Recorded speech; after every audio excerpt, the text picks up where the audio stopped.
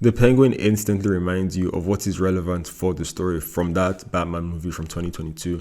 And I might disclose I watched the first 5 minutes of Agatha, that TV show from Disney Plus. And to paraphrase what Sebastian Stan said, it's easy to hate Marvel now, but I really did not really care too much about that show and that character. And comparing each show's first few moments before its title sequence hits, this just excited me more. Maybe it's because of Batman bias, but still. And I'm talking about that Batman movie from 2022. One of the connections that these two pieces of media share is that amazing score by Michael Giacchioni. I hope I got his name right at the start, and it just got me in that mood, you know. And you shared the moment with Colin Farrell as the Penguin. And although the name of the show is The Penguin, I had my doubts at first that this would just be a Penguin show by name or just a beefed up reboot of, let's say, the Gotham TV show from years back. But so far, I love the fact that it is showing that character of the Penguin, this simple mob boss that just has this little piece of Gotham. I don't really remember his contribution in that Batman movie, and I'm not really well versed with a lot of the Penguin lore from comics or even TV shows and animated movies.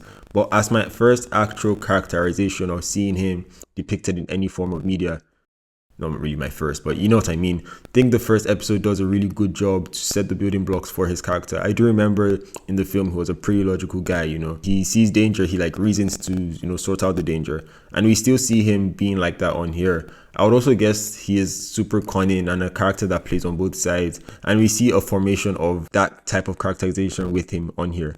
But we also see that he's a softie in his heart too. And we also see how the people he grew up around or the people he surrounds himself with tend to force him to do things that maybe he will not really want to do. By the way, every character on here, major character, is just really putting in their work. Kristen Milioti to as Sophia.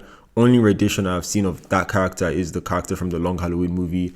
And they're sort of two different characters from what I can tell from the first episode.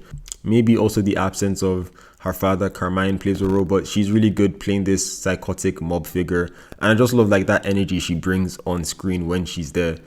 She just brings this tension, this unease. Like even when her first appearance and you notice her figure at the background, the entire mood of that place changes. When she's having dinner with Oz, like he's all tensed up and stuff, you know. Clancy Brown, a fan of everything he does. Hope he actually gets his time to shine finally on live action, because I think the only thing I've seen him do in real life was Shawshank Redemption. That was years ago. But his brief appearance in the pilot was great. Into a couple big issues that I have with the first episode so far, and it's Renton Felix playing Victor. This is probably the biggest role that this guy has had, and you can tell a little bit. I just found the scenes with him and Oz just being unbelievable. They couldn't sell it for me. Wouldn't blame it entirely on him. I think Colin Farrell too wasn't really doing it for me. I really like the character and the potential he has to be like this Oz's right-hand man, and to see like a regular kid grow up in this crooked Gotham world they've set up. I hope the entire characterization between both of them improves, but for now I was not impressed by how his character was set up.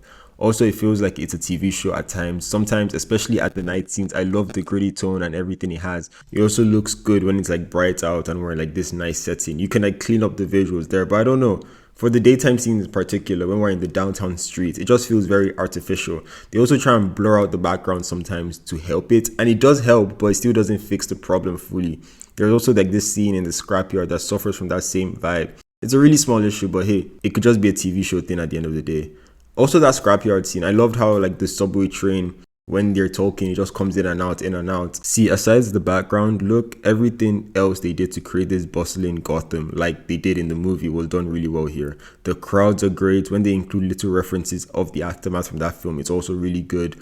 And just the whole situation of how Gotham is from the comics, from media you've already watched, it's all good. But see, The Penguin, lots to love about the show and little to hate. And I hope it keeps going on that way.